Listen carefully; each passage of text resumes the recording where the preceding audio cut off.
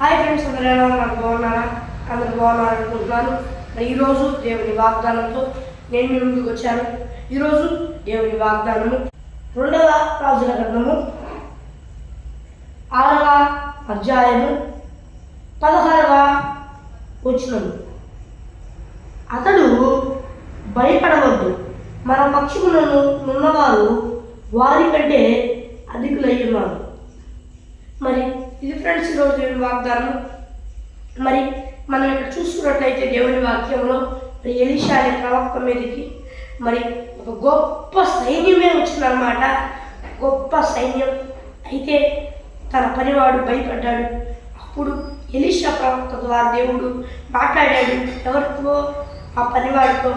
ఎవరు మాట్లాడారు? దేవుడు మాట్లాడాడు ఎలీషా ప్రవక్త ద్వారా. అయితే ఈరోజు మీతో కూడా ఆయన వాక్యం ద్వారా మాట్లాడుతున్నాడు. ఆయనే దేవుడు, ఆయనే నిజమైన దేవుడు, వాక్యమే దేవుడై ఉండెను. అవును, ఆయన మాట్లాడుతున్నాడు ఈరోజు. ఏమంటే మీతో భయపడవద్దు, మన పక్షమున ఉన్నవారు వారి కంటే అధికులై ఉన్నారని. మరి భయపడవాకండి అని చెబుతున్నాడు. మీ చుట్టూ ఎన్ని సమస్యలు ఉన్నాయో, మీకు విరోధంగా ఒక గుంపే జమకూడి మీరు ఒక్కరిగా మిగిలిపోయారేమో, ప్రపంచం అంతా మీకు విరోధంగా ఉండొచ్చేమో. కానీ నేను ఒంటరిని అని అనుకోవాకండి, భయపడవాకండి. దేవుడు సెలవిస్తున్నాడు, నీకు విరోధముగా ఆ లోకస్తులు ఉన్నారు. ఆ లోక విరోధులు నాకు విరోధులైన వారు, సాతానుకు స్పందమైన వారు, మాంస బలము కలవారు కాదు నీకు విరోధంగా. అయితే వారందరూ గుంపు కూడి నువ్వు ఒక్కడిగా ఉన్నట్లు వారి కళ్ళకి కనబడుతుందేమో. కానీ భయపడవాక, వారి కంటే నేను బలవంతుడై ఉన్నాను. వారు ఎంత బలవంతులైనా వారి బలం లేదు. నీ పక్షమందు నేనున్నా, వారి పక్షమందు వాళ్ళు మనుషులు, వారి పక్షమందు ఎవరు లేరు. నీ పక్షమందు మాత్రం నేనున్నా. ఎన్ని కోట్ల మంది ఉన్నా నేనుంటే ఆ బలం నాకంటే మించదు, నాకు సరిపోదు. నీ పక్షాన ఎన్ని కోట్ల మంది ఉన్నా ఆ బలం నా ముందు నిలవదు. అయితే చెప్తున్నాను మీరు, అయితే అందరూ మీకు విరోధులయ్యారు. అయితే నేను మాత్రం నీకు విరోధి అవ్వలా. నీ పక్షాన్ని నేనున్నా, నేను అధికుడనై ఉన్నా. వారి బలంలో అవ్వచ్చు, ప్రతి ఒక్క విషయంలో నేను అధికుడనై ఉన్నా. వారిని నేనైతే చేద్దామనుకుంటున్నానో దాన్నే వారి మీద నేను చూపిస్తాను. నేను సృష్టి నిర్మాత, సమస్తం చేయగలిగిన దేవుడను. వీళ్ళు మరణించాలి అని అనుకుంటే మరణింపు చేయగలరు, వీళ్ళు బ్రతకాలి అనుకుంటే బ్రతికింపగలరు. ఏమైనా చేయగలిగిన సర్వశక్తి ఉన్నాయి ఉన్నా. అలాంటి దేవుడనైనా నేను నీ పక్షాన ఉన్నా. వారి కంటే నేను అధికున్నై ఉన్నా. నీవెందుకు భయపడుతున్నావు? భయపడవాక, నీ ప్రార్థన ప్రతి ఒక్కటి నా సన్నిధికి చేరింది అని దేవుడు సెలవిస్తున్నాడు. ఈ ప్రార్థన ఏదైతే ఉందో మరి దేవుడు సన్నిధికి చేరిందంట. మరి ఈ లోకస్తుల కంటే ఆయన బలమైనది. ఆయన నమ్ముకుంటే మీరు విజయం పొందుతారు. అలాగే అదే జరిగింది. ఎలీషా ప్రవక్త చుట్టూ మరి దేవుడు అగ్ని రథాలని, అగ్ని పర్వతాన్ని ఉంచాడు. ఆయన ఎలీషా పక్కన ఉన్నాడు. అప్పుడు దేవా, ఈ పని వారి కన్నా తెరవజేయి అని ఎలీషా ప్రార్థించినప్పుడు దేవుడు ఆ పనివారి కన్నా తెరిచినప్పుడు ఎలీషా చుట్టూ అగ్ని పర్వతం, అగ్ని మృగాలు, రౌతులు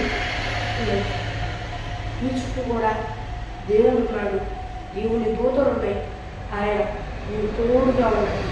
మీ పక్కన ఉంటే ఏదైనా ఆయన మీ పక్కన ఆయన ఉన్నాడు కనుక మీరే బలవంతులని గుర్తుపెట్టుకోండి.